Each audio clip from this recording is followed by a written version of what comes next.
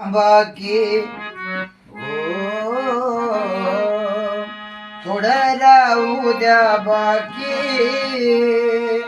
साहेब तुमचं वाचन ऐका ना भोळ्या रमाचा हो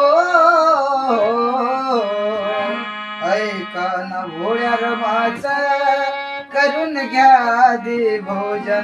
रमाईला लागून गेली हो रमाईला लागून गेली